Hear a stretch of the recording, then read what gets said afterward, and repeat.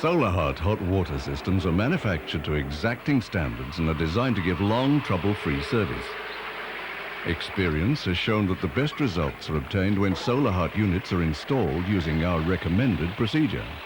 Tradesmen who have installed Solahart hot water systems over many years endorse these methods.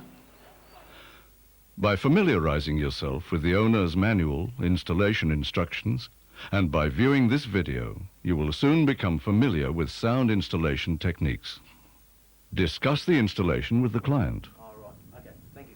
For the best performance, Solahart systems should be installed with the unit facing the equator. This means if you're in the southern hemisphere, face the unit north, and if you're in the northern hemisphere, face the unit south. Always carry a compass with you to check direction.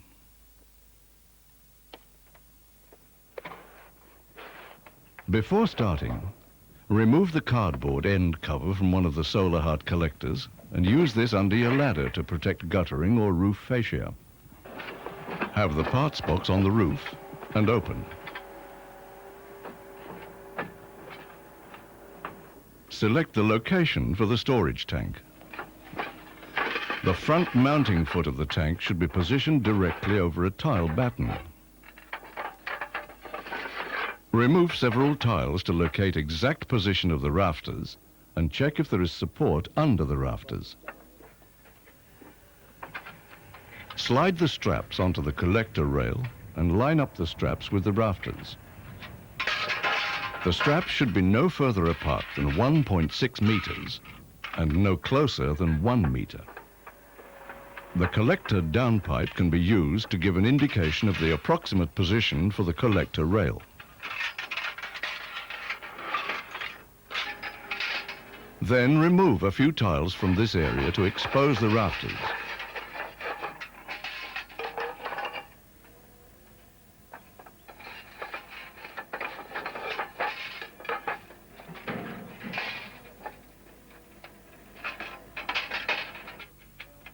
Measure 2,050 millimeters down the roof from this batten to determine the location of the collector rail and mark this location. Fix the left-hand strap to its rafter, then position the right-hand strap, ensuring that the rail is level. Then, and this is very important, once the rail is level, lower the right-hand side 5 millimeters to give the rail a slight incline. This will ensure that no air gaps are in the collectors once they are filled and operational. Fix the right-hand strap to the rafter. Replace these tiles. Return to the row of tiles where the storage tank will be positioned. Place the aluminium foil over this row of tiles and tuck the top of the foil under the row above. The tank sits on the foil. Again, the collector downpipe will act as a guide.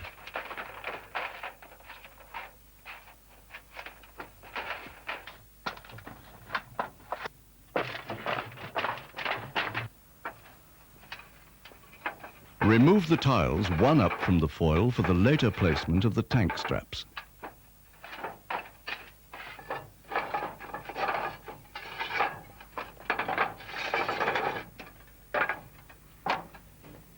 Now, lift the collectors onto the roof.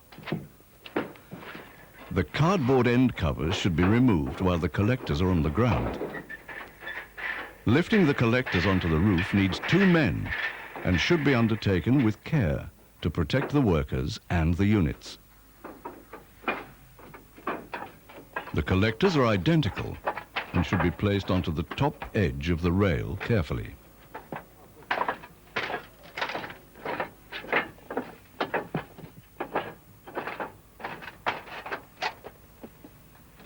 Remove all the black transit plugs from the collectors by unscrewing. Do not lever them out, as damage to the threads may occur. Join the collectors using the collector unions. Use only medium pressure and ensure that the O-rings are in place. Extreme care should be taken not to damage the O-rings or the seats. Remember, apply only medium pressure. Fit the collector downpipe to the bottom right-hand side of the collectors.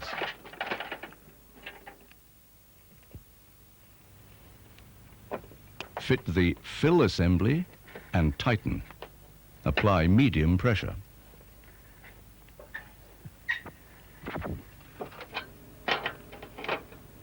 Lock the collectors to the collector rail with the 4 collector clamps and tighten using the nuts, bolts and washers provided.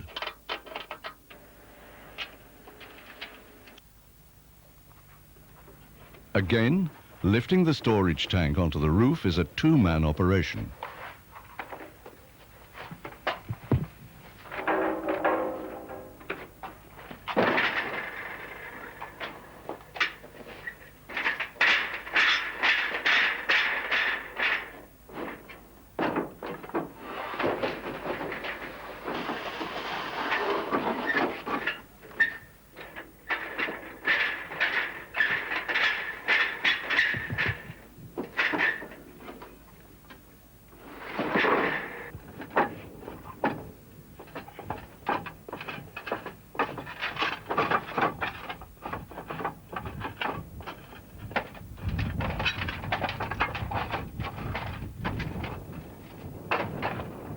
Place the tank onto the foil strip and generally locate the position by the collector downpipe and the collector hot pipe.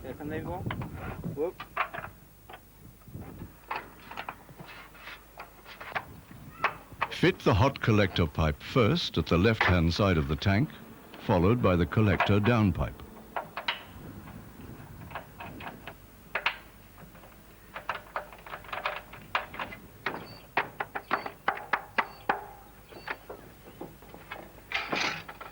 Now, fit the tank straps to the tank clamps and fasten to the extruded section of the tank base. Ensure that the bolt fits into the valley of the tile and does not create a pressure on the tile.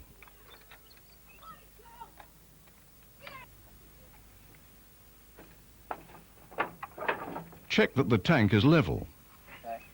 When in position, attach the straps to the rafters by nailing.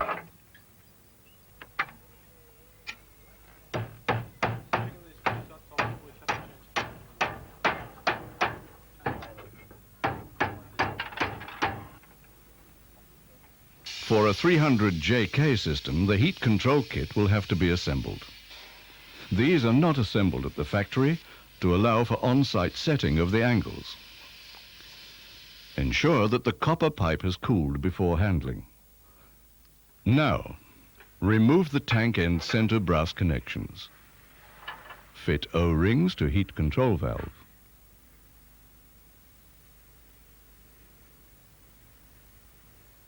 Carefully screw in heat control valve with O-rings into the tank rear end center fitting and tighten.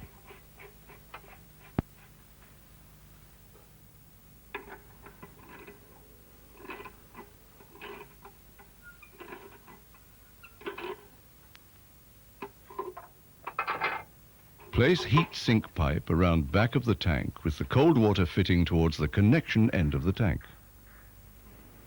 Screw pipe connection nut into tail end center connection of heat control valve and tighten. Apply thread tape to part 0602 brass connector male thread and screw into the 20mm or 3/4 inch diameter cold water inlet connection on the tank. Move heat control pipe with cold water connection end down to provide a gentle slope of pipe from the center tail end to the cold water connection end. Enter the cold water entry pipe into the adapter and tighten. Connect the cold water inlet into the fitting on the heat control pipe. Fit PT pressure relief valve. Connect inlet and outlet pipework. Fill potable water cylinder and check for pipe leaks. Fill and pressurize jacket circuit by the following method. Remove the fill plug from the fill assembly and place hose over the fill assembly end and fill the collectors with water from the mains. Continue filling until the water overflows from the jacket relief valve outlet and the air bubbles stop. Insert the test block into the PR6 valve location socket and screw the PR6 valve into the test block. Now, remove the hose and screw in the fill plug. Connect a bicycle pump to the test block and pump up the collector circuit to 80 kPa.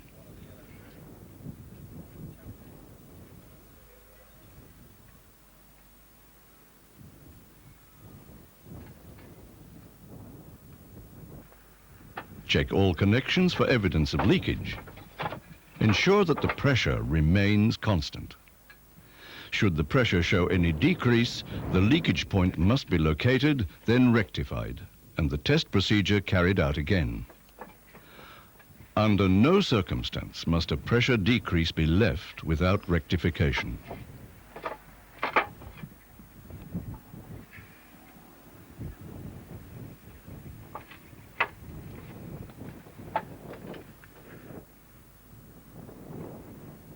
Release the pressure from the collector circuit by removing the PR6 valve from the test block. When the pressure is released, refit the PR6 back into the test block. Now remove the fill plug and siphon the entire contents of the blue fluid heart guard container into the collector.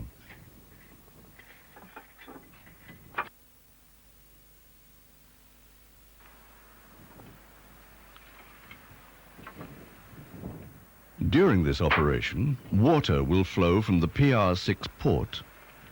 When the heart guard container is completely empty, refit the PR6 valve in its place, ensuring that the O-ring is in its correct position. Then remove the hose and replace the fill plug.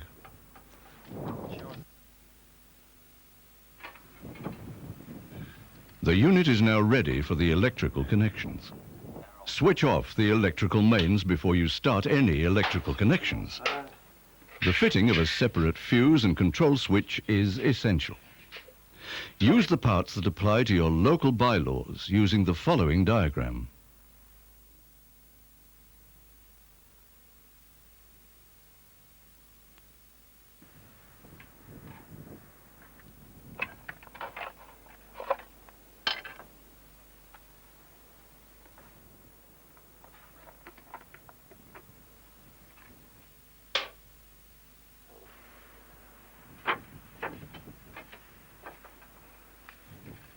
Finally, remove all packaging and unused items and ensure the roof is clean and tidy. Fit the Solahart brand name stickers to the tank, fill in the completion report, and obtain the client's signature. Right, thank you very much. See you next time. See you later.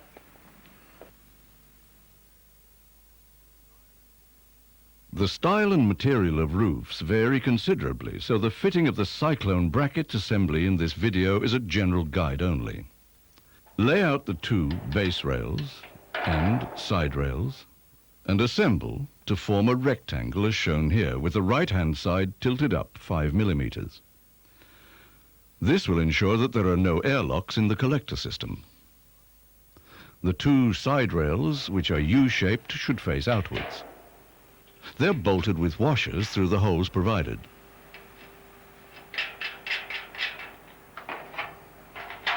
The assembled Cyclone frame should be positioned so the lower base rail can be bolted through the roofing material and through the roof rafter. Use at least a 10 millimeter or 5/16 threaded bolt. At least 2 or 3 bolts should be used on both the bottom and the top base rails. When the base rails and side rails have been secured and tightened, fit the lower collector rail to the rail insert. This is a slightly narrower rail that slides inside the main collector rail. Line up the drilled holes, and with the U of the collector facing towards the gutter, fit to the lower of the side rails.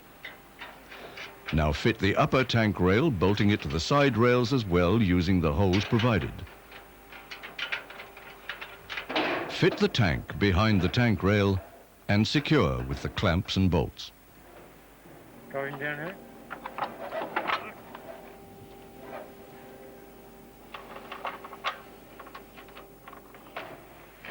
Fit the left collector and secure with the clamps and bolts. Fit the collector unions, making sure that the O-rings are correctly placed. Lift the right collector and fit into place by joining the collector unions.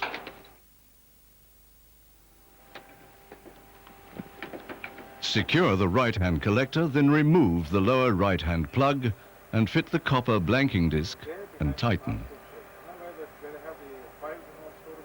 Fit the hot pipe to the collector and tank end with the O-ring inside the collector connection and the other O-ring onto the pipe flange. Fit the collector downpipe on the left-hand side, again fitting the O-ring to the pipe flange at the tank end, but placing the O-ring into the collector socket.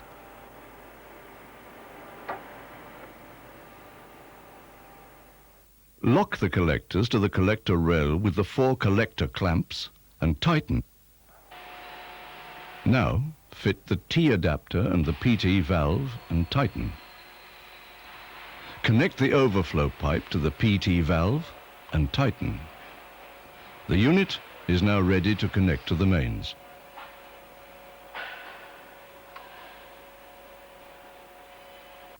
When conducting a 5-year service, the following procedure should be followed. Turn off electricity and water mains. On a jacketed system, remove the jacket relief valve gently to release the pressure. Caution must be used at this stage as the fluid will be very hot and under pressure. Check the level of the fluid in the jacket by removing the plug from the fill assembly and connecting one end of a clear hose onto the fill assembly flange. Lift the other end of the clear hose level with the jacket relief valve port. If the level is lower than the relief valve port by more than 50 millimeters, fill the system with water or heart guard and conduct the pressure test as before. If it's leaking, replace all wedge seals and O-rings. Pressure test again to ensure that the closed circuit is sealed. Remove the cover plate from the tank end and remove sacrificial anode.